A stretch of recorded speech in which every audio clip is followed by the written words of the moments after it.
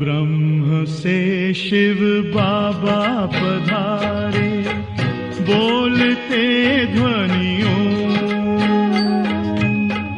ब्रह्म से शिव बाबा पधारे, बोलते ध्वनियों। ब्रह्म मुख से मधुर वाणी, बोलते ध्वनियों। ब्रह्म से शिव बाबा पधारे,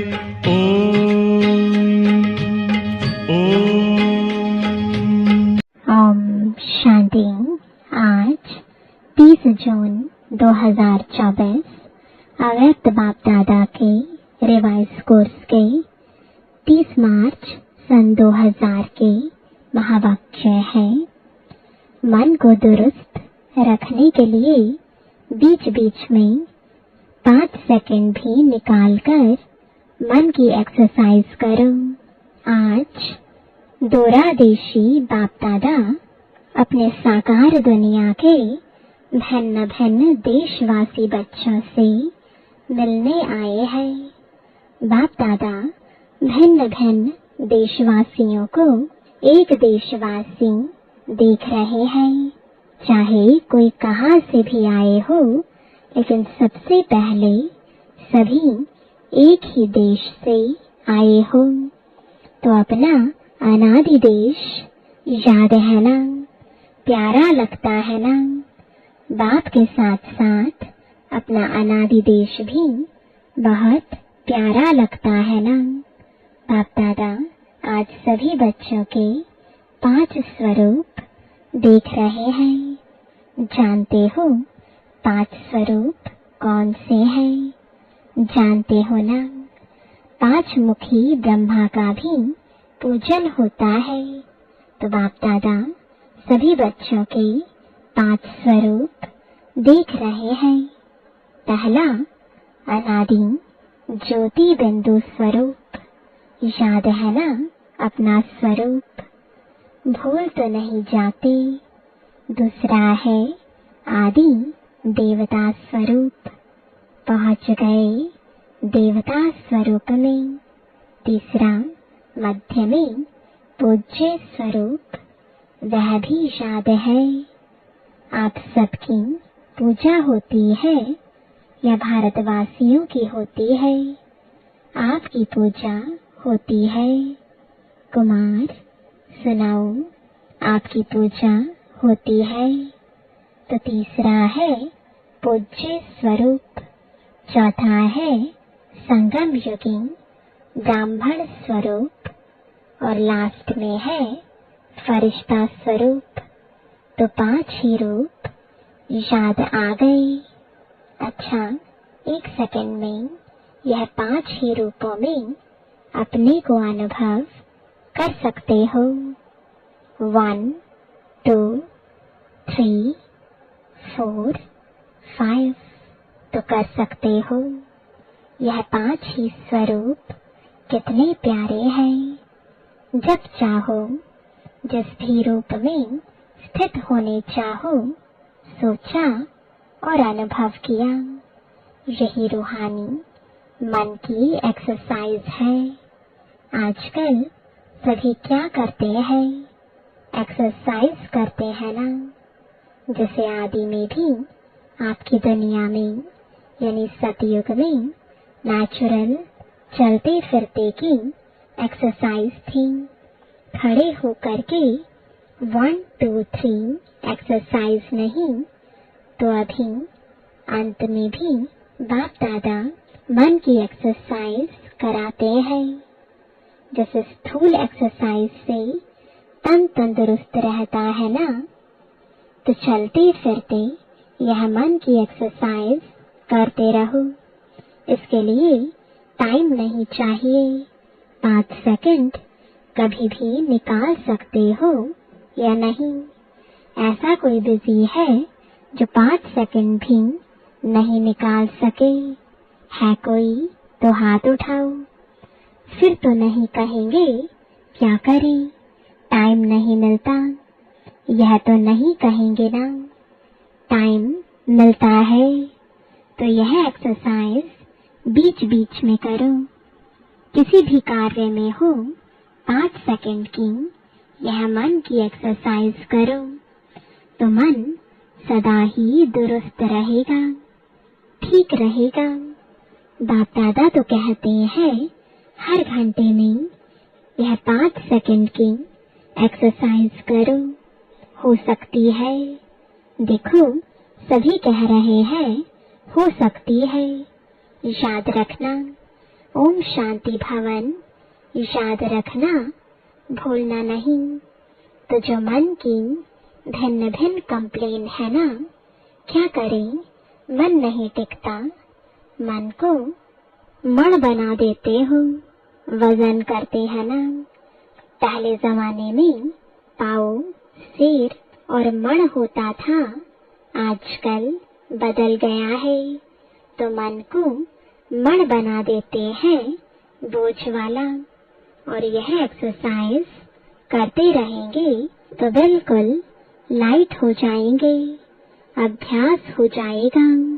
ब्राह्मण शब्द याद आए और ब्राह्मण जीवन के अनुभव में आ जाओ। फरिश्ता शब्द कहो तो फरिश्ता बन जाओ। मुश्किल है, नहीं है? कुमार बोलो, थोड़ा मुश्किल है। आप फरिश्ते हो या नहीं? आप ही हो या दूसरे हैं? कितने बार फरिश्ता बने हो? अनगिनत बार बने हो, आप ही बने हो। अच्छा, अनगिनत बार की हुई बात को रिपीट करना क्या मुश्किल होता है? कभी कभी होता है। अभी यह अभ्यास करना, कहाँ भी हो 5 सेकंड मन को घुमाओ, चक्कर लगाओ। चक्कर लगाना तो अच्छा लगता है ना टीचर्स, ठीक है ना? राउंड लगाना आएगा ना? बस राउंड लगाओ, फिर कर्म में लग जाओ। हर घंटे में राउंड लगाया, फिर काम में लग जाओ। क्योंकि काम को तो छोड़ नहीं सकते है ना, ड्यूटी तो बजानी है। लेकिन 5 सेकंड, मिनट भी नहीं, सेकंड नहीं निकल सकता है। निकल सकता है, यूएन की ऑफिस में निकल सकता है। मास्टर सर्वशक्तिवान हो तो मास्टर सर्वशक्तिवान क्या नहीं कर सकता? बाप दादा को एक बात पर बच्चों को देख करके मीठी मीठी हंसी आती है। किस बात पर? चैलेंज करते हैं, पर्चा छपाते हैं, भाषण करते हैं, कोर्स कराते हैं। क्या कराते हैं? हम विश्व को परिवर्तन करेंगे। यह तो सभी बोलते हैं ना, या नहीं? सभी बोलते हैं या सिर्फ भाषण करने वाले बोलते हैं? तो एक तरफ कहते हैं विश्व को परिवर्तन करेंगे, मास्टर सर्वशक्तिवान है, और दूसरी तरफ अपने मन को मेरा मन कहते हैं। मालिक है मन के और मास्टर सर्वशक्तिवान है, फिर भी कहते हैं मुश्किल है। तो हंसी नहीं आएगी, आएगी ना हंसी। तो जिस समय सोचते हो मन नहीं मानता, उस समय अपने ऊपर मुस्कुराना। मन में कोई भी बात आती है तो बाप दादा ने देखा है 3 लकीरें गाई हुई हैं। एक पानी पर लकीर, पानी पर लकीर देखी है। लगाओ लकीर तो उसी समय मिट जाएगी। लगाते तो है ना, और दूसरी है किसी भी कागज पर, स्लेट पर कहाँ भी लकीर लगाना। और सबसे बड़ी लकीर है पत्थर पर लकीर। पत्थर की लकीर मिटती बहुत मुश्किल है। तो बाप दादा देखते हैं कि कई बार बच्चे अपने ही मन में पत्थर की लकीर के मुआफिक पक्की लकीर लगा देते हैं, जो मिटाते हैं लेकिन मिटती नहीं है। ऐसी लकीर अच्छी है।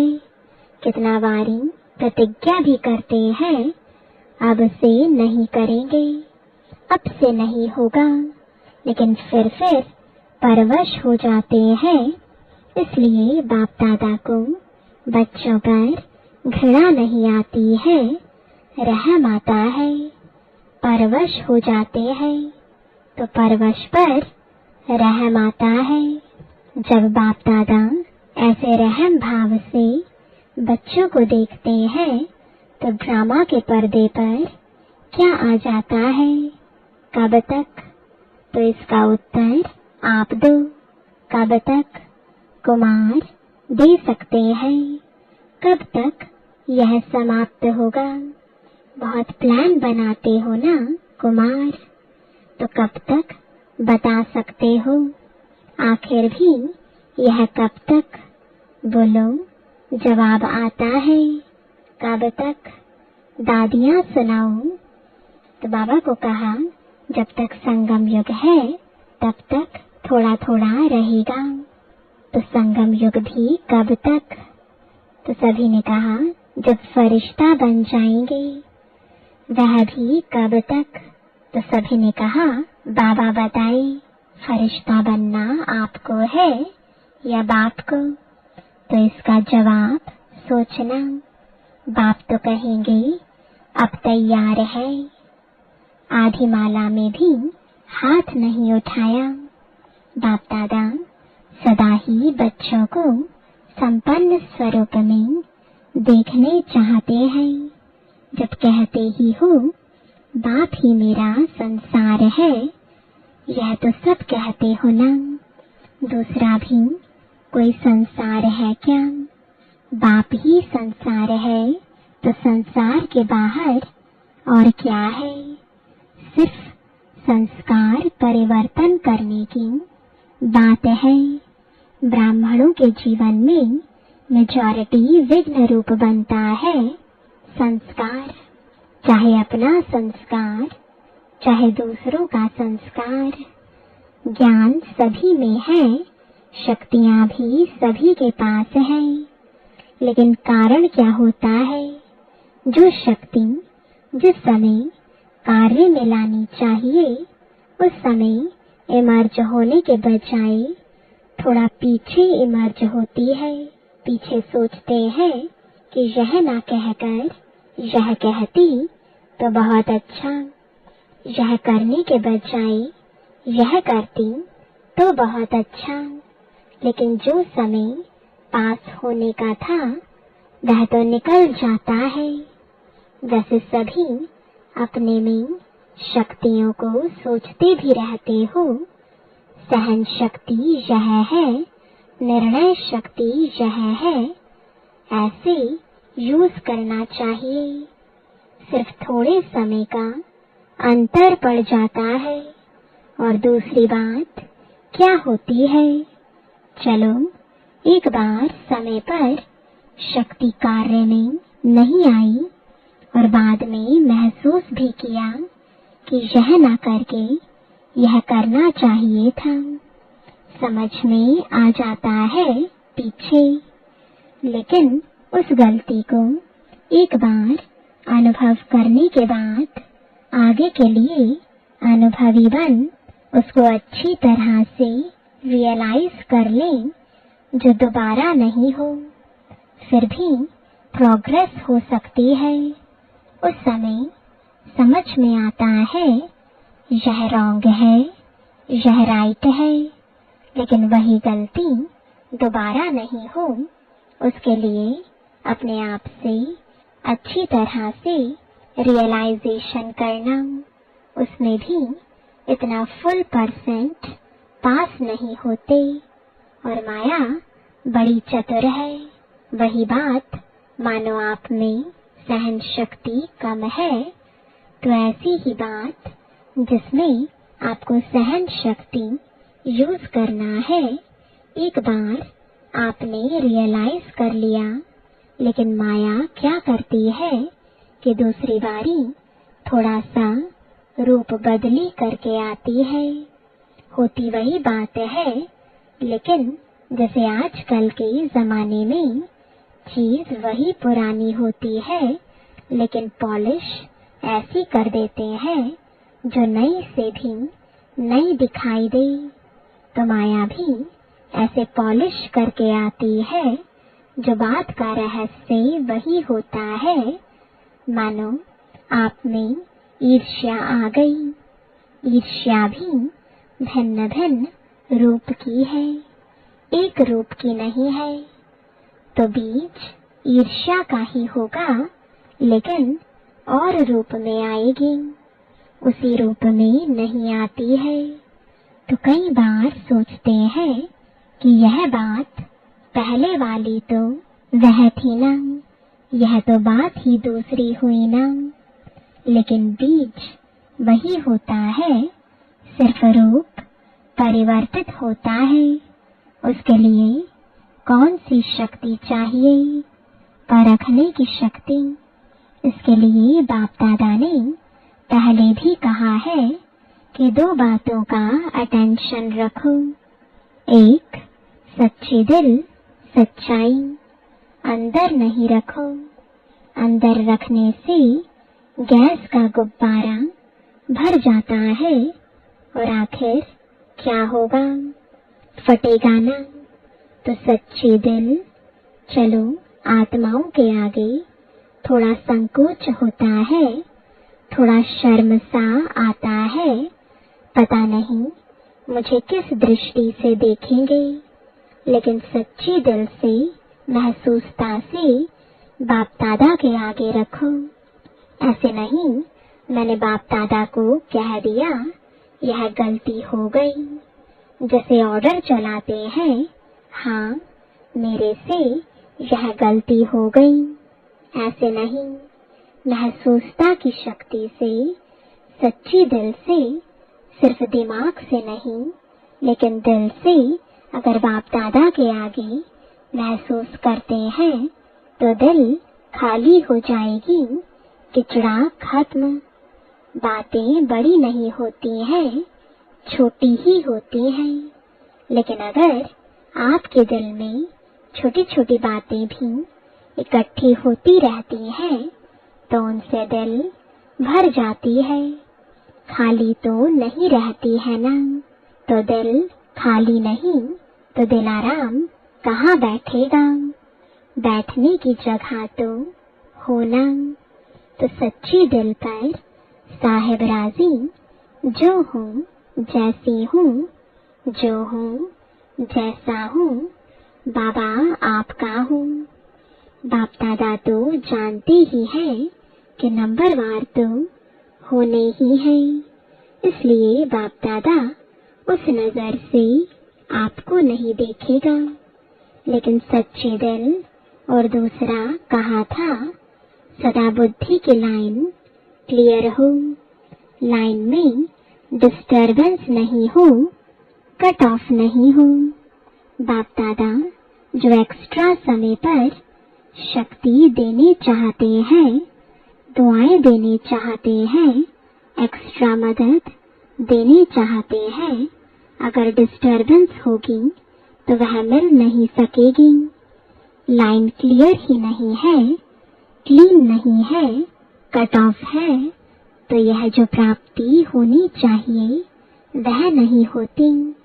कई बच्चे कहते हैं, कहते नहीं हैं, तो सोचते हैं कोई कोई आत्मा को बहुत सहयोग मिलता, ब्राह्मणों का भी मिलता, बड़ों का भी मिलता, बाप दादा का भी मिलता, हमको कम मिलता है।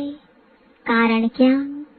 बाप तो दाता है, सागर है, जितना जो लेने चाहे बाप दादा के भंडारे में ताला चाबी नहीं है, पहरेदार नहीं है।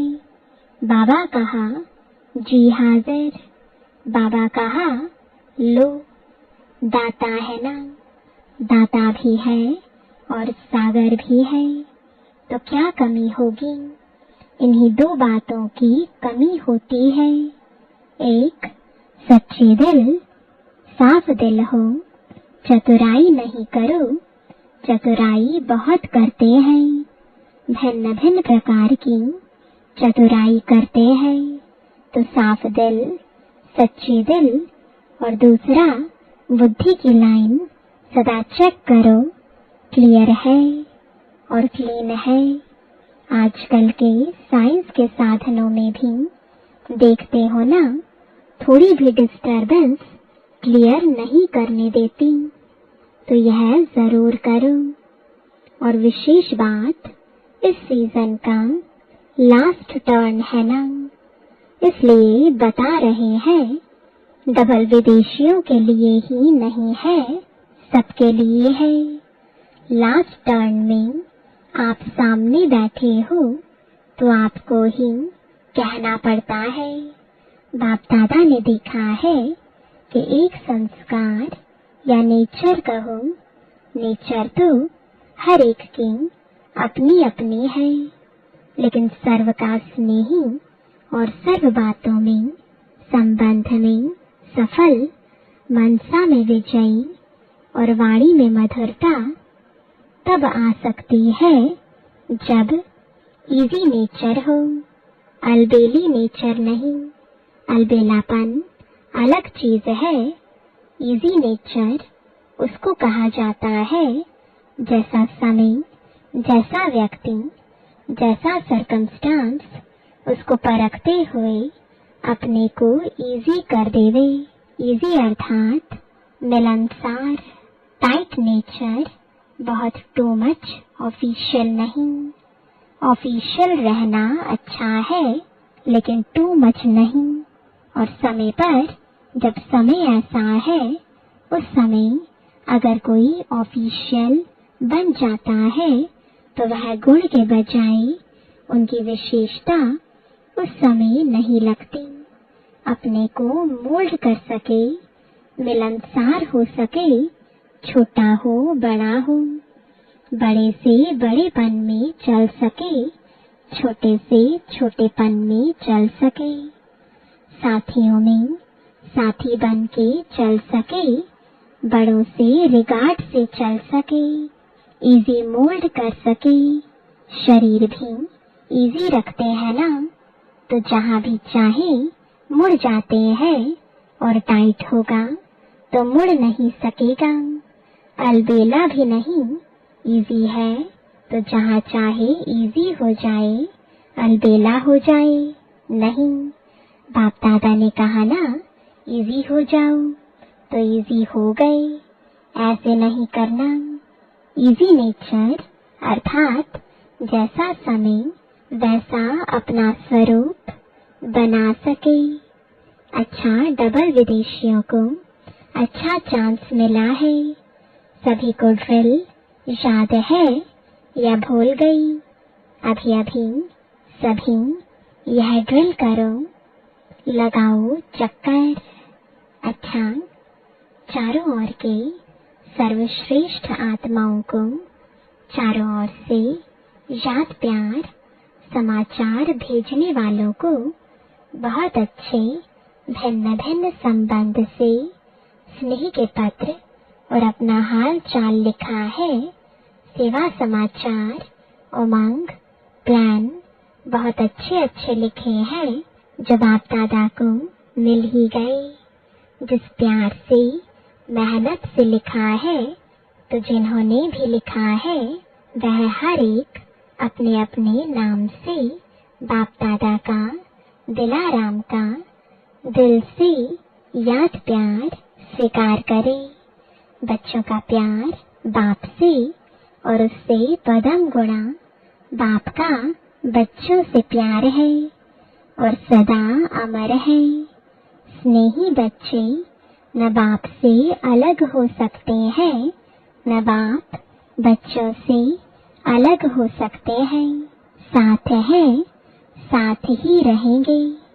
चारों ओर के सदा स्वयं को बाप समान बनाने वाले, सदा बाप के नयनों में, दिल में, मस्तक में समीप रहने वाले, सदा एक बाप के संसार में रहने वाले, सदा हर कदम में बाप दादा को फॉलो करने वाले, सदा विजयी थे, विजयी हैं और विजयी रहेंगे, ऐसे निश्चय और नशे में रहने वाले, ऐसे अति श्रेष्ठ सिकिलदे प्यारे ते प्यारे सर्व बच्चों को बाप दादा का याद प्यार और नमस्ते। रूहानी बच्चों की रूहानी बाप दादा को गुड मॉर्निंग और नमस्ते। वरदान है हर सेकंड के हर संकल्प का महत्व जानकर जमा का खाता भरपूर करने वाली समर्थ आत्मा भव। संगम युग पर अविनाशी बाप द्वारा हर समय अविनाशी प्राप्तियां होती हैं। सारे कल्प में ऐसा भाग्य प्राप्त करने का यह एक ही समय है। इसलिए आपका स्लोगन है, अब नहीं तो कभी नहीं। जो भी श्रेष्ठ कार्य करना है वह अभी करना है। इस स्मृति से कभी भी समय, संकल्प व कर्म व्यर्थ नहीं गवाएंगे। समर्थ संकल्पों से जमा का खाता भरपूर हो जाएगा और आत्मा समर्थ बन जाएगी। स्लोगन है, हर बोल, हर कर्म की अलौकिकता ही पवित्रता है। साधारणता को अलौकिकता में परिवर्तन कर दो। ओम शांति।